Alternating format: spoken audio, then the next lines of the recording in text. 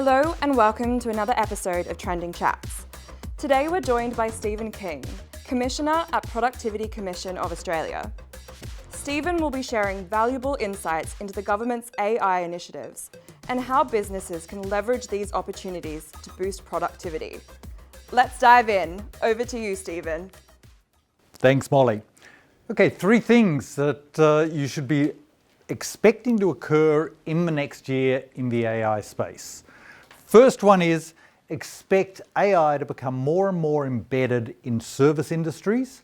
It's a general purpose technology that will revolutionize service industries, and in particular it's going to revolutionize those government service industries: education, health, aged care, disability care, and so on. The areas that quite frankly have a drag on productivity at the moment. Secondly, expect changes in jobs. Don't expect the machines to take over, but expect that AI will work with you in your job and make your job so much better, because AI is going to do the really boring bad stuff. We did some work earlier in the year just looking at health workers, and AI-based applications may be able to save health workers about 11 hours a week. Not in the good stuff, not in seeing patients, not in the stuff that they enjoy, but 11 hours of admin. Think of that across every health worker in the economy. You've got a big productivity gain. Third thing to think about over the next 12 months is that there's going to be pressure to regulate.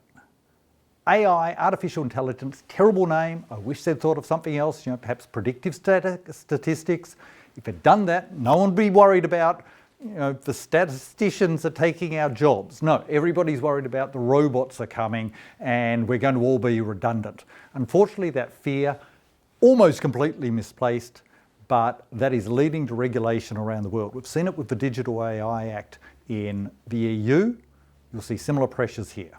Now let's turn to three things that we should be thinking about in terms of recommendations for the next 12 months. First, one to government. Government needs to think about regulation of AI carefully.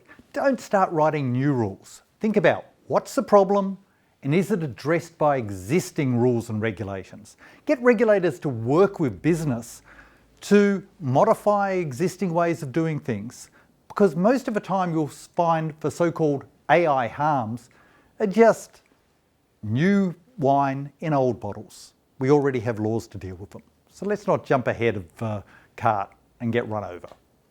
Second, for your business, be open to change. Be open to experimentation within your business. AI is going to make a huge impact on your competitiveness and your productivity.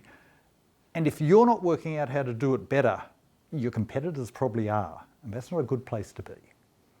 Third one goes to data. Think about the data your business has. If you're in government, think about government data.